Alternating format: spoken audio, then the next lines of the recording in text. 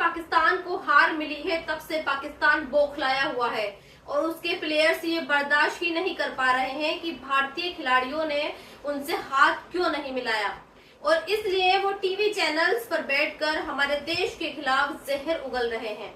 आज शाहिद अफरीदी ने टीवी पर बैठकर ऐसा कुछ बोला कि जो बर्दाश्त के काबिल नहीं है और जो पाकिस्तानियों को गैर इस्लामिक सोच को दिखाता है। आज मैं अफरीदी और पूरे पाकिस्तान के सामने कुछ ऐसे फैक्ट्स रखूंगी जो ये साबित करेंगे कि गैर इस्लामिक है और वो देश झूठा है। लेकिन सबसे पहले आज ये जानिए कि आज शाहिद अफरीदी ने टीवी पर बैठकर भारत के खिलाफ क्या इल्जाम लगाए हैं।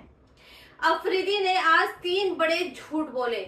झूठ नंबर 1, अफरीदी ने कहा कि 10 मई को भारत को दुनिया के सामने जलील होना पड़ा था। अफरीदी का झूठ नंबर 2, पीएम मोदी के कहने पर खिलाड़ियों ने पाकिस्तान के खिलाड़ियों से हाथ नहीं मिलाया। अफरीदी का झूठ नंबर 3, मोदी अपने देश के लोगों का गुस्सा बर्दाश्त नहीं कर पा रहे हैं, इसलिए उन्होंने टीम को हाथ मिलाने से मना किया। इसके अलावा पाकिस्तान के बड़बोले एंकर्स ने भी भारत पर एक तंज किया और ये कहा कि मोदी अपने लोगों का विरोध बर्दाश्त नहीं कर पा रहे हैं तो फिर पाकिस्तान की फौज का गुस्सा कैसे बर्दाश्त करेंगे।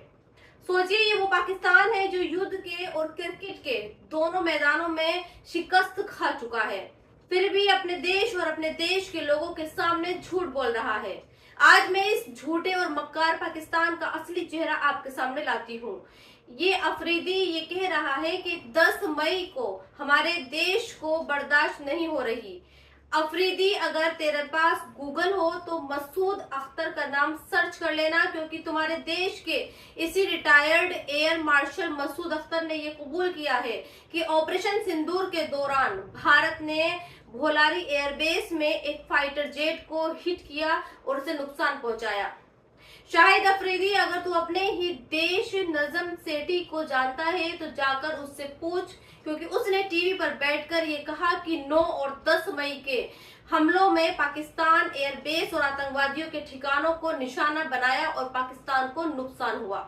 और अगर अब भी तुझे कोई और सबूत चाहिए तो फिर फ्लैशबैक में जाकर अपने देश के प्रधानमंत्री शहबाज शरीफ के एक बयान को सुन लो, जिसमें शहबाज ने खुद ये कबूल किया है कि वो रात को 2:30 बजे सो रहा था, तब उसके खुद के आर्मी चीफ आसिम मुनीर का फोन आया और उसने ये कहा कि सरकार भारत ने हमला कर दिया है और इस हमले में हमारा नर खान एयरबेस बर्बाद हो चुका है।